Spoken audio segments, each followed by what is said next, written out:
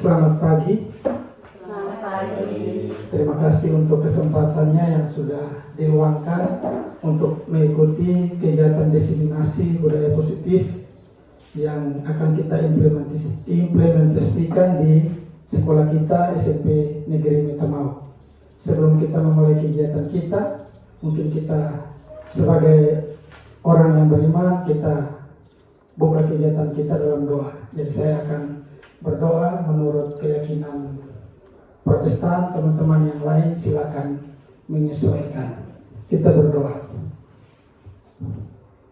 Bapa dalam kerajaan surga, Bapa dalam nama Tuhan kami Yesus Kristus, segala puji syukur kami naikkan kepadamu ya Tuhan, karena begitu besar kasih dan anugerah-Mu, sehingga pada kesempatan ini Tuhan masih kumpulkan kami di sekolah kami ini dalam keadaan sehat walafiat. Bapa dalam nama Tuhan Yesus, saat ini kami akan melakukan kegiatan diseminasi budaya positif yang akan kami lakukan di sekolah kami. Kami mohon tuntunan kuasa Roh Kudus-Mu sehingga kegiatan diseminasi ini dapat berjalan dengan baik dan kami dapat menerapkannya di sekolah kami ini Bapa. Terima kasih Tuhan, ini doa dan permohonan kami.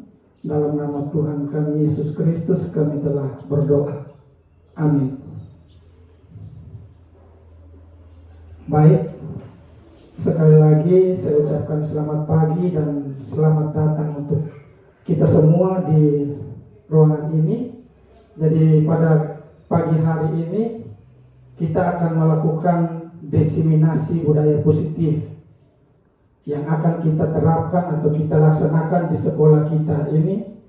Ketika kita melaksanakan pembelajaran di kelas, ketika kita melakukan kegiatan di sekolah, mungkin melalui kegiatan diseminasi ini kita bisa mendapatkan ilmu, kita bisa mendapatkan cara-cara yang baik sehingga dalam melakukan tugas kita bisa menerapkannya.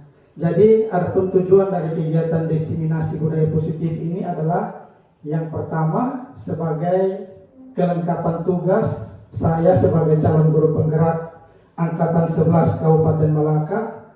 Jadi pada modul 1.4 kami dianjurkan untuk melakukan yang namanya aksi nyata tentang budaya positif. Jadi kami harus melakukan diseminasi budaya positif untuk melengkapi kegiatan aksi nyata yang ada pada modul 1.4.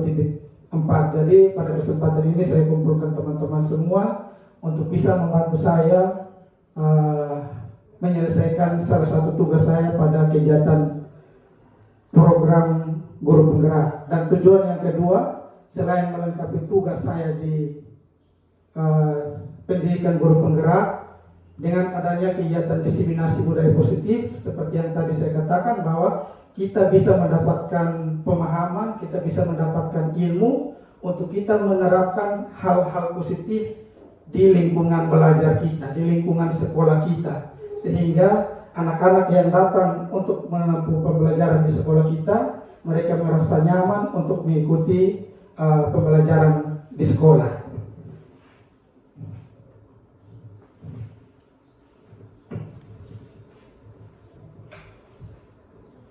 Sebelum kita masuk pada kegiatan inti, karena ini kita berbicara tentang yang namanya positif. Berbicara tentang yang namanya positif itu berarti dia bertolak belakang dengan hal-hal yang negatif. Kalau positif, salah satu kegiatan kita menunjukkan hal positif itu dengan senyuman. Ketika kita bertemu dengan orang, ketika kita bertemu dengan anak-anak didik kita, kita sudah memberikan satu senyuman kepada mereka. Ada hal yang, ada aura positif yang akan mereka rasakan. Coba saya minta kepada teman-teman untuk sejenak selama 30 detik kita saling berhadapan. Kita saling berhadapan, kita saling senyum. Kira-kira apa yang kita rasakan? Saya hitung sampai 3 selama 30 menit, 30 detik. 1, 2, 3. Saling senyum, pokoknya senyum lebar, senyum Pepsodent. Semanis-manis mungkin, seganting-ganting mungkin.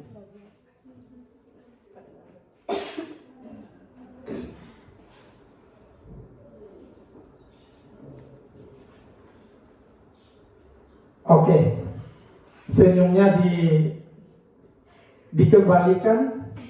Sekarang saya mau tanya dulu, kira-kira tadi kita senyum ini apa yang kita rasakan? Ada rasa kenyamanan, apalagi rasa plong, rasa bahagia dan seterusnya. Ketika kita melakukan satu buah senyuman, ada sesuatu hal yang positif akan kita salurkan untuk orang-orang yang ada di sekeliling kita.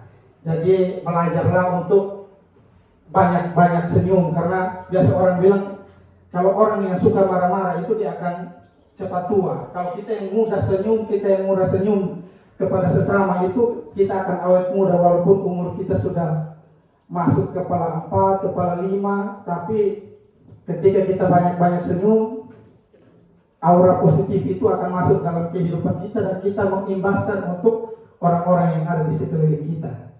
Baik, tadi kita sudah mempraktekkan salah satu contoh kita menerapkan budaya positif di lingkungan belajar kita dengan cara kita memberikan senyuman kepada orang-orang yang kita jumpai. Sekarang sebelum kita masuk lebih jauh, kita buat kesepakatan dalam forum diseminasi ini. Di sini ada 5. Yang pertama itu ketika kita sedang melakukan kita sedang berbicara, kita harus menghargai orang yang sedang berbicara. Kita mendengar dan menghargai orang yang lagi berbicara. Dan yang kedua, kita harus menjadi pendengar yang baik. Kita harus tertib dan menghargai pendapat orang lain. Dari 4 kesepakatan forum ini, kira-kira ada yang mau tambahkan tidak? Kalau ada silakan kita tambahkan, kalau pas kita lanjut.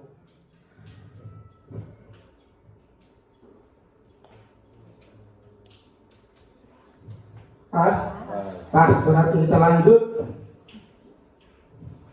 Baik teman-teman, ketika kita ingin menjadi guru yang baik, kita harus memiliki kemampuan dalam mewujudkan budaya positif di lingkungan sekolah kita. Budaya positif tersebut dapat dijalankan atau dapat kita lakukan dengan menerapkan beberapa konsep. Di sini ada 6 konsep yang harus kita terapkan untuk melaksanakan atau mewujudkan yang namanya budaya positif di lingkungan sekolah. Yang pertama itu yaitu disiplin positif. Yang pertama, langkah pertama yang harus kita lakukan itu yaitu kita harus menerapkan yang namanya disiplin positif. Yang kedua yang harus kita lakukan yaitu kita harus memotivasi perilaku manusia. Yang ketiga yaitu kita harus membuat yang namanya keyakinan sekolah atau keyakinan kelas. Bapak Ibu yang guru mata pelajaran mungkin masuk di dalam kelas, ketika awal pertemuan pertama mau melaksanakan pembelajaran, kita buat dulu yang namanya kesepakatan kelas. Dalam pembelajaran saya, kesepakatan ini dan kesepakatan kelas itu tidak kita buat sendiri. Dalam melaksanakan yang namanya keyakinan kelas atau keyakinan sekolah itu kita harus melibatkan siswa di dalamnya, karena dalam kegiatan pembelajaran itu tidak monoton guru yang memegang kendali.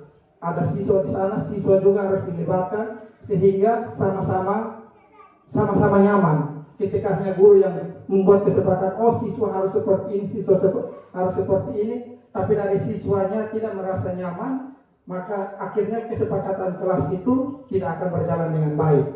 Yang berikut, kebutuhan dasar manusia. Dalam kita melaksanakan budaya positif itu kita harus melihat kebutuhan dasar manusia. Apa yang menjadi kebutuhan dasar dari murid A ini? Apa yang menjadi kebutuhan dari murid B ini? Kita harus perhatikan itu. Yang berikut yang harus kita perhatikan atau kita terapkan konsep yang berikut yaitu posisi kontrol restitusi. Nanti sebentar kita akan masuk kira-kira posisi kontrol restitusi ini yang bagaimana. Nanti kita lihat sama-sama. Dan yang keenam yaitu tentang segitiga restitusi.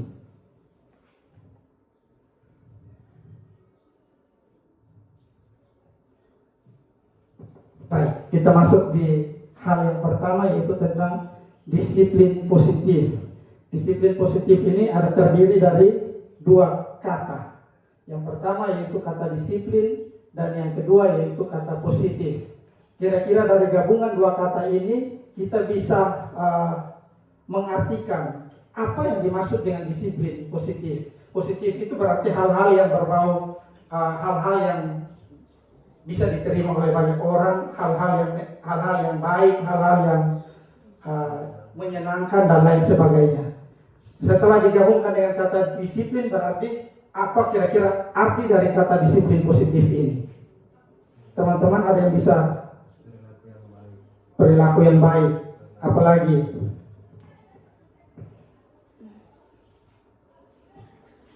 Baik, jadi yang namanya disiplin positif itu merupakan suatu cara atau penerapan disiplin yang mengajarkan anak-anak bertanggung jawab dan menumbuhkan kesadaran diri berdasarkan nilai-nilai kebajikan. Itu yang dimaksud dengan disiplin positif yang harus kita yang berkaitan dengan lingkungan sekolah. Jadi suatu cara penerapan disiplin yang mengajarkan anak-anak untuk bertanggung jawab dan menumbuhkan kesadaran diri berdasarkan nilai-nilai kebijakan. Disiplin positif juga lebih ke arah disiplin diri. Jadi ketika kita ingin mendisiplinkan orang lain, diri kita juga sudah harus disiplin. Jangan kita menuntut orang lain untuk disiplin, tapi diri kita sendiri tidak disiplin. Jadi apalagi kita sebagai guru, orang bilang guru itu digugu dan ditiru. Murid-murid mau disiplin berarti kita dulu yang melakukan yang namanya disiplin itu lebih dahulu. Kita memberikan contoh, kita memberikan teladan. Yang berikut, disiplin diri dapat membuat murid memahami dan menyadari berdasarkan motivasi internal, bukan akibat pemaksaan atau pujian dari hukuman. Jadi ketika kita mau membuat anak itu menjadi disiplin, itu kita buat supaya anak itu melakukan hal disiplin itu keluar dari dalam diri dia sendiri, bukan karena kita yang paksa, bukan karena dia ingin mendapatkan pujian makanya dia melakukan hal-hal yang positif. Misalnya seperti ini, ada anak yang bandel, ketika misalnya rambutnya mau dicukur, harus ikut aturan sekolah, rambut harus ukurnya sekian senti. Kita mau menerapkan itu pada anak ini. Anak ini lumayan bandel sehingga kadang tidak mau mengikuti. Tapi karena kita mau aturan sekolah itu dijalankan, kita paksa dia, kita beri hukuman dia, terakhir dia harus dengan terpaksa melakukan apa yang menjadi aturan sekolah itu. Itu sebenarnya cara itu tidak sesuai dengan yang dianjurkan untuk melakukan disiplin positif. Atau kita memberikan iming-iming hadiah kepada anak. Kalau lu buat seperti ini nanti saya kasih lu juara 1, atau saya kasih nilai mata pelajaran ini 90 seperti itu. Tidak seperti itu. Jadi ketika kita mau membuat anak itu untuk menerapkan hal-hal positif itu, kita harus mengajarkan dia, membimbing dia sehingga ketika dia mau melakukan sesuatu yang positif itu benar-benar lahir dari dalam dirinya sendiri. Oh, saya melakukan ini supaya ada manfaat untuk diri saya, bukan karena itu ibu kalau kita tidak ikut dia punya mau berarti kita punya pipi akan bunyi.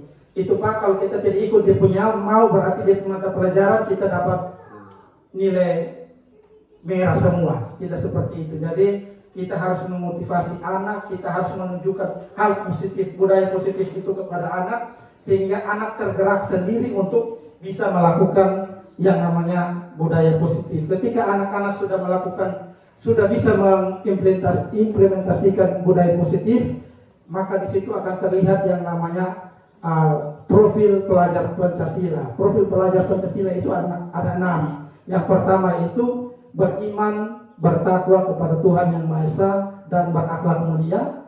Yang kedua yaitu mandiri.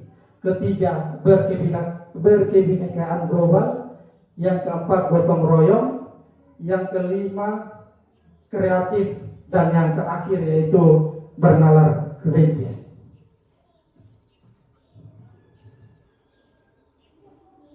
Yang kedua, tadi yang pertama disiplin positif, yang kedua sekarang motivasi perilaku manusia.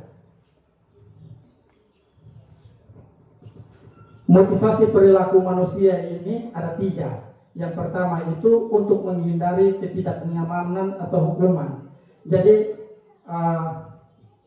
yang kedua itu untuk mendapatkan imbalan atau penghargaan dari orang lain.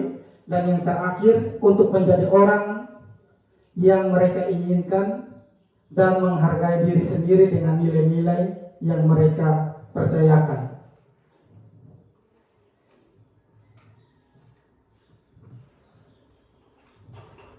Yang berikut tentang keyakinan sekolah atau keyakinan kelas. Keyakinan sekolah atau keyakinan kelas.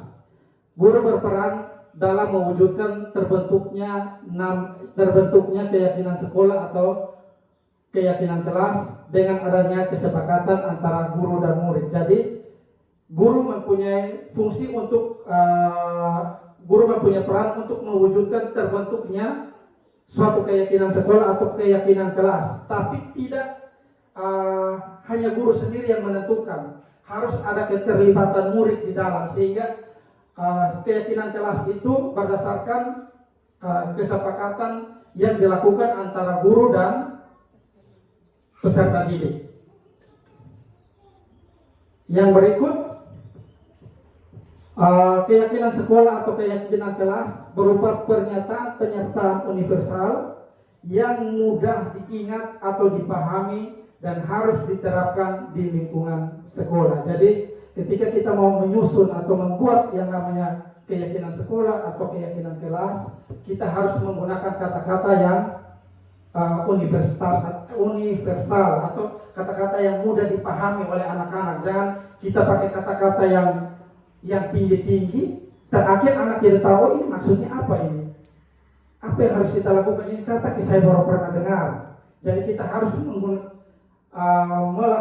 membuat pernyataan-pernyataan yang universal dan mudah dipahami, mudah diingat untuk bisa diterapkan di lingkungan tempat kita melaksanakan tugas pembelajaran. Ini contoh keyakinan kelas yang bisa kita buat. Bapak Ibu wali kelas mungkin bisa lihat contoh di sini. Ketika kita mau melaksanakan keyakinan kelas, kita membuat keyakinan kelas dengan anak-anak wali kita. Ini contoh keyakinan kelas yang bisa kita terapkan di dalam kelas kita masing-masing.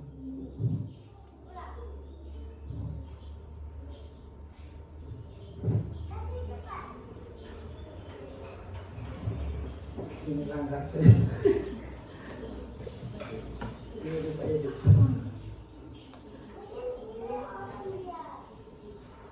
Baik, yang berikut kita masuk ke kebutuhan dasar manusia.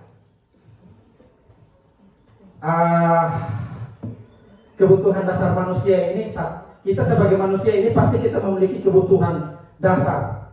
Kira-kira apa yang menjadi kebutuhan dasar kita masing-masing? Atau ada di antara kita yang tidak punya kebutuhan dasar?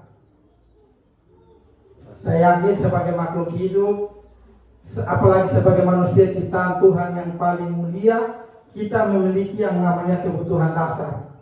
Contoh dari kebutuhan dasar kita setiap hari ini apa? Makan, minum, kenyamanan, bisa diterima oleh orang, dan lain sebagainya.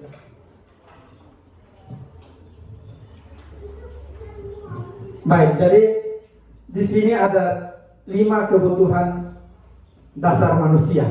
Yang pertama itu yaitu kebutuhan untuk bertahan hidup. Yang berikut adalah kebutuhan akan kasih sayang dan rasa diterima. Dan yang berikut kebutuhan penguasaan, kebutuhan kebebasan, dan kebutuhan akan kesenangan. Jadi ini 5 ini merupakan kebutuhan dasar yang ada di setiap diri manusia.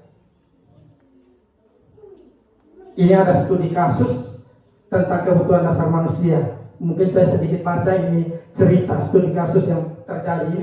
Ini ada di sekolah lain. Jadi saya dapat ini studi kasus untuk kita sama-sama baca, kita sama lihat. Oh, seperti ini yang harus saya lakukan sebenarnya. Ketika saya mengalami hal yang dialami oleh ibu Sulaika. Studi kasus ini seperti ini. Ibu Sulaika ini merupakan guru wali kelas 9H. Dia sedang bingung untuk menghadapi ulang salah satu murid di kelasnya yang bernama Tommy. Beberapa anak telah mengeluhkan Tommy yang seringkali meminta bekal makan siang mereka dengan paksa. Jika Anda menghadapi situasi seperti Ibu Sulaika, apa yang akan Anda lakukan? Menurut Anda, kira-kira apa alasan Doni melakukan hal tersebut? Baik, sekarang kira-kira kita berpikir sejenak. Kalau saya ini adalah Ibu Sulaika ini, ketika menghadapi kasus seperti yang dialami di dalam studi kasus ini, kira-kira apa yang bisa kita lakukan? Kita punya anak murid, tiap hari dia harus di situ Tommy ini dia sering berbuat ulah dengan mengambil makanan dari bekal dari teman-temannya. Kira-kira ketika kita menghadapi masalah seperti ini, penyelesaian seperti apa yang akan kita lakukan?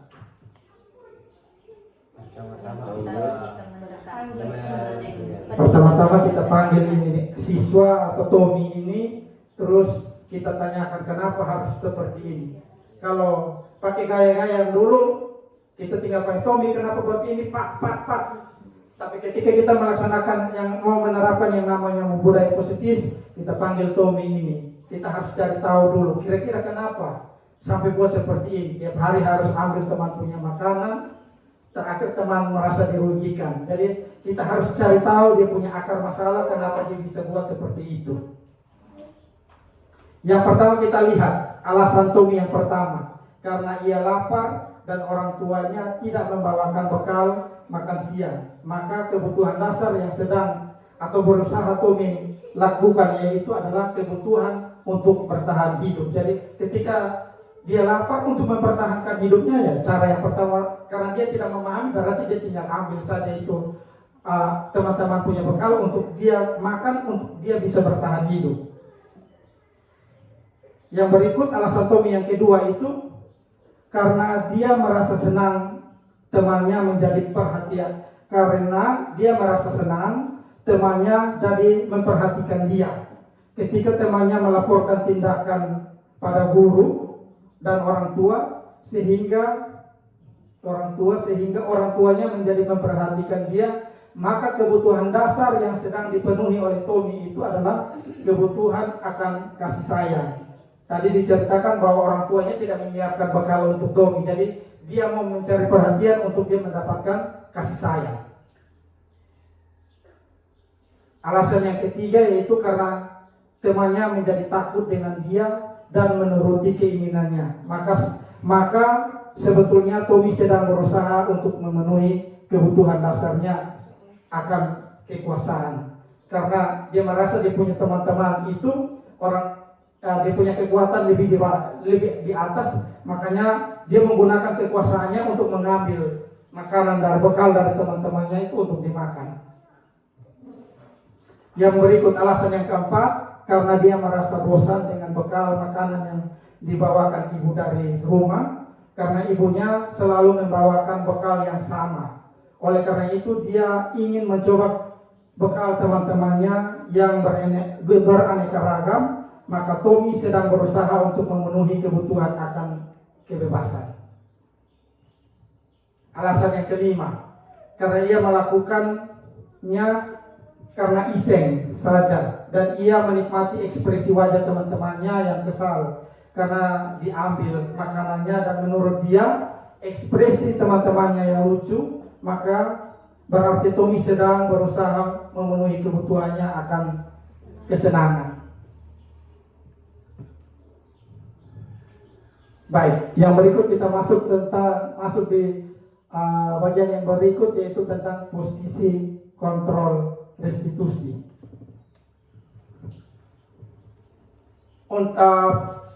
Ada 5 posisi kontrol restitusi. Yang pertama itu guru bertindak sebagai penghukum. Yang kedua, guru bertindak sebagai pembuat merasa bersalah. Yang ketiga, guru bertindak sebagai teman. Yang keempat, guru bertindak sebagai pemantau. Dan yang terakhir, guru bertindak sebagai manajer. Jadi dalam menyelesaikan persoalan-persoalan yang terjadi di antara murid ini, ada 5 posisi kontrol yang bisa kita laksanakan atau bisa kita gunakan. Yang pertama itu guru sebagai penghukum. Biasanya posisi kontrol guru sebagai penghukum ini yang mungkin saat ini masih kita terapkan. Kita panggil anak, kenapa lu buat seperti ini?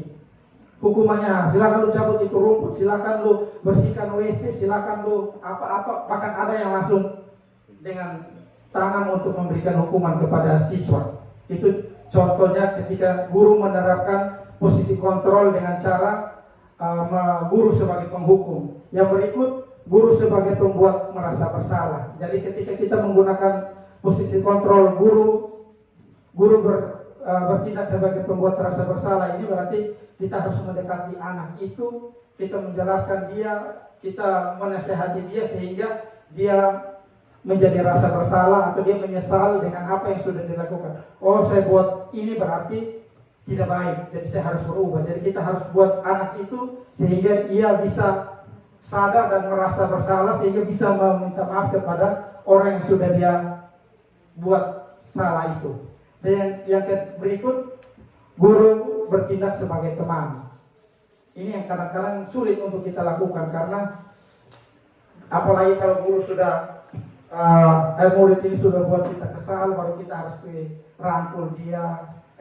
Kenapa lu bisa buat begini? Kenapa lu harus buat begini? Mulai cerita-cerita cara dia punya akar permasalahan, itu kita rangkul dia seolah-olah siswa ini atau anak didik kita ini merupakan teman cerita kita. Jadi itu cara kita menggunakan posisi kontrol guru itu harus menjadi teman dari siswa. Yang berikut, guru sebagai pemantau. Jadi guru dia hanya bertindak sebagai pemantau. Dia lihat, oh anak ini suka terlambat, anak ini suka ini. Jadi tinggal dia menyelesaikannya dengan mungkin memanggil anak itu, memberikan nasihat dan lain sebagainya. Dan yang terakhir, guru sebagai manajer. Nanti kita lihat satu-satu.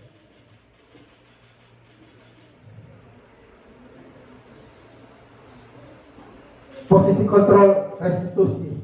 Di antara kelima posisi kontrol tersebut, sebaiknya seorang guru menggunakan yang namanya posisi kontrol sebagai manajer.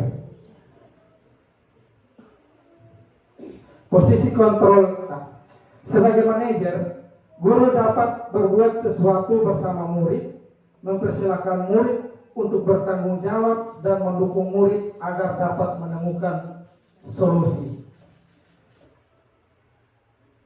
Selain itu, posisi manajer mengacu pada restitusi yang dapat menjadikan murid sebagai manajer bagi dirinya sendiri, sehingga dapat tercipta identitas positif pada diri murid.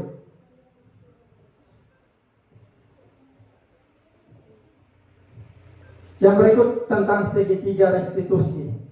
Ini tahapan-tahapan ketika kita mau menyelesaikan permasalahan yang dilakukan oleh peserta didik. Ada 3 tahapan ketika kita menggunakan tahapan segitiga restitusi. Yang pertama, tahapan yang pertama yaitu kita harus menstabilkan identitas dari peserta didik. Yang kedua yaitu kita harus melakukan validasi tindakan yang salah. Dan yang ketiga, menanyakan keyakinan.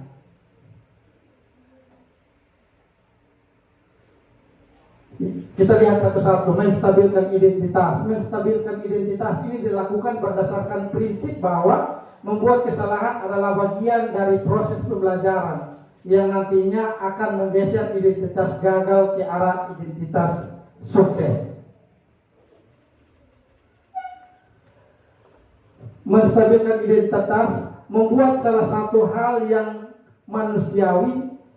Berbuat salah itu adalah hal yang manusiawi. Manusia yang sempurna pasti bisa melakukan yang namanya kesalahan.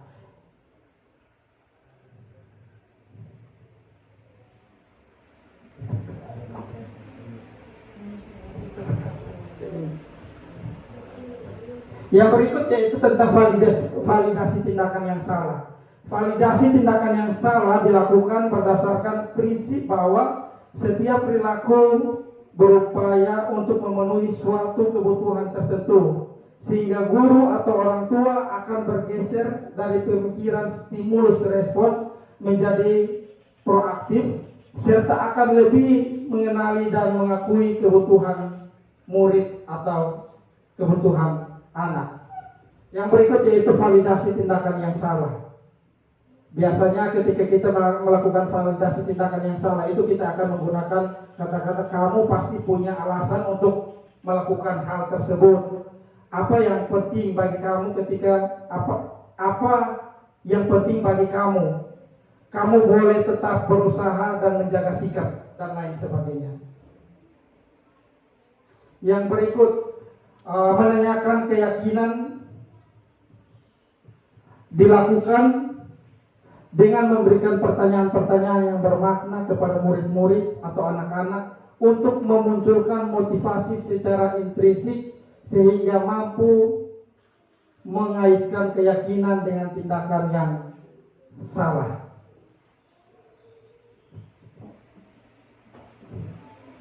Ketika kita sampai pada tahapan menanyakan keyakinan ini, biasanya kita menggunakan kata-kata apa nilai yang kita percayakan di sekolah. Kita mengajak anak kita, membuat anak untuk mengingat kembali kira-kira nilai yang kita percayai di sekolah ini apa. Kamu melakukan itu karena kamu menjadi orang yang seperti apa. Yang berikut, seorang guru yang baik harus memiliki kemampuan dalam mewujudkan budaya positif di sekolah. Budaya positif tersebut dapat dijalankan dengan menerapkan konsep-konsep inti seperti yang pertama disiplin positif, motivasi perilaku manusia, keyakinan sekolah atau kelas, kebutuhan dasar manusia, posisi kontrol restitusi, segitiga restitusi. Baik, sekian pemaparan saya. Mungkin dari tadi ketika saya menyampaikan diseminasi ini ada yang belum dipahami, mungkin ada yang mau bertanya.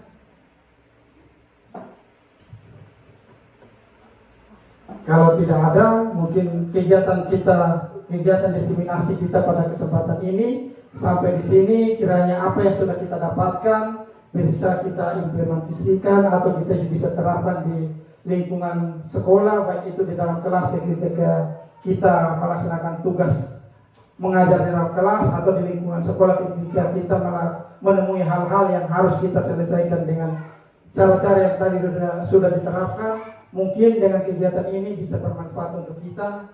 Jadi sekali lagi saya ucapkan terima kasih untuk teman-teman, Bapak Ibu guru yang sudah meluangkan waktu untuk bersama-sama saya melakukan kegiatan diseminasi ini. Tadi kita sudah membuka kegiatan diseminasi dengan doa. Mungkin kita juga akan menutup kegiatan kita dalam doa. Jadi saya akan berdoa, teman-teman yang lain bisa menyesuaikan. Kita berdoa. Bapa dalam kerajaan surga, Bapa dalam nama Tuhan kami Yesus Kristus, segala puji syukur kami naikkan kepada-Mu Tuhan, karena Tuhan baik dalam kehidupan kami. Tuhan sudah menuntun kami dalam kegiatan diseminasi daya positif yang akan kami lakukan atau kami terapkan di sekolah kami ini. Tuhan, biarlah apa yang sudah kami dapatkan, apa yang sudah kami pelajari bersama pada kesempatan ini bisa bermanfaat bagi kami dan bisa kami wujudkan dalam kegiatan pembelajaran di sekolah kami ini. Terima kasih Tuhan, ini doa kami, ini ucapan syukur kami. Dalam nama Tuhan Yesus kami berdoa. Amin.